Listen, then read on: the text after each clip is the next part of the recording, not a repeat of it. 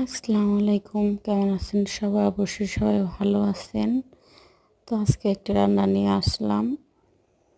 তো আজকে আমি রান্না করব কচু শাকের ডাঁট। তো ডাঁটগুলো প্রথমে আমি লেবু দিয়ে লবণ দিয়ে সেদ্ধ করে নিলাম, লেবু রস দিয়ে। এখন আমি পানি সেঁকে নেব, সুন্দর করে পানি সেঁকে। তারপর আমি তেল দিয়ে, তেলের মধ্যে শুকনা মরিচ, রসুন, বেশি করে রসুন দিতে হবে। রসুনগুলো ভেজে কালি জিরে দিয়ে দিলাম।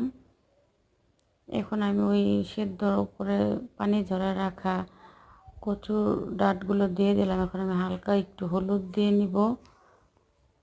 তারপর একটু আদা বাটা দিয়ে দিলাম,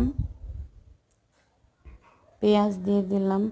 ইলিশ মাছের মাথা দিয়ে রান্না করব, তাই ইলিশ মাছ দিয়ে দিলাম, লবণ দিয়ে দিলাম, কাঁচা মরিচ দিয়ে দিব।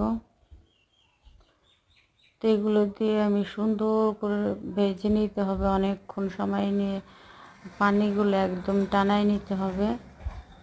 এই যে আমি কাঁচামরিচগুলো দিয়ে দিলাম, একদম ভাজা ভাজা করে ফেলতে হবে। এরকম করে করলে কিন্তু অনেক খেতে মজা হয়, যেহেতু এখন কচুর সিজন, বর্ষাকাল। তো এভাবে জঙ্গলের কচু রান্না করা যায়, যে আউটসাইডে কচুগুলো থাকে ওগুলো রান্না করা যায়।